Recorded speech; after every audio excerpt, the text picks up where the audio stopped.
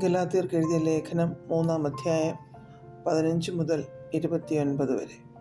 സഹോദരന്മാരെ, ഞാൻ മനുഷ്യരുടെ ഇടയിൽ നടപ്പുള്ള ഒരു ദൃഷ്ടാന്തം പറയാം. ഒരു മനുഷ്യൻ്റെ നിയമമായാലും അതിന് ഉറപ്പ് വന്ന ശേഷം ആരും ദുർബലമാക്കുകയോ അതിനോട് വല്ലതും കൂട്ടിക്കൽപ്പിക്കുകയോ ചെയ്യുന്നില്ല. എന്നാൽ അബ്രഹാമിനും അവൻ്റെ സന്തതിക്കും വാഗ്ദത്തങ്ങൾ ലഭിച്ചു.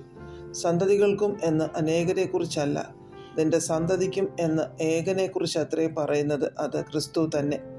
ഞാൻ പറയുന്നതിൻ്റെ താല്പര്യമോ, 430 ആണ്ട് കഴിഞ്ഞിട്ട് ഉണ്ടായ ന്യായപ്രമാണം വാഗ്ദത്തത്തെ നീക്കുവാൻ തക്കവണ്ണം അത് ദൈവം മുമ്പ് ഉറപ്പാക്കിയ നിയമത്തെ ദുർബലമാക്കുന്നില്ല. അവകാശം ന്യായപ്രമാണത്താലെങ്കിൽ വാഗ്ദത്തത്താലല്ല വരുന്നത്. അബ്രഹാമിനോ ദൈവം അതിനെ വാഗ്ദത്തം മൂലം നൽകി.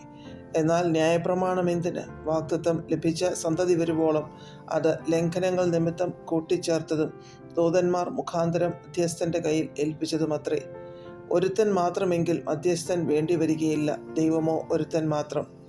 എന്നാൽ ന്യായപ്രമാണം ദൈവവാഗ്ദത്തങ്ങൾക്ക് വിരോധമോ ഒരു നാളുമല്ല.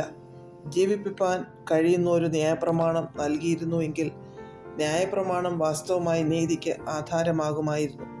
എങ്കിലും വിശ്വസിക്കുന്നവർക്ക് വാഗ്ദത്തം യേശുക്രിസ്തുവിലെ വിശ്വാസത്താൽ ലഭിക്കേണ്ടതിന് തിരുവെഴുത്ത് എല്ലാവറ്റെയും പാപത്തിൻ കീഴ് അടച്ചു കളഞ്ഞു. വിശ്വാസം വരും മുമ്പേ നമ്മെ വെളിപ്പെടുവാനിരിക്കുന്ന വിശ്വാസത്തിനായിക്കൊണ്ട് ന്യായപ്രമാണത്തിന് കീഴ് അടച്ചു സൂക്ഷിച്ചിരുന്നു. അങ്ങനെ നാം വിശ്വാസത്താൽ നീതീകരിക്കപ്പെടേണ്ടതിന് ന്യായപ്രമാണം ക്രിസ്തുവിൻ്റെ അടുക്കലേക്ക് നടത്തുവാൻ നമുക്ക് ശിശുപാലകനായി ഭവിച്ചു. വിശ്വാസം വന്ന ശേഷമോ നാം ഇനി ശിശുപാലകൻ്റെ കീഴിലല്ല. ക്രിസ്തുവേശുവിലെ വിശ്വാസത്താൽ നിങ്ങളെല്ലാവരും ദൈവത്തിൻ്റെ മക്കളാകുന്നു.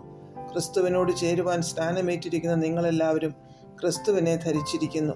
അതിൽ യഹൂദനും യവനനും എന്നില്ല, ദാസനും സ്വതന്ത്രനും എന്നില്ല, ആണും പെണ്ണുമെന്നുമില്ല.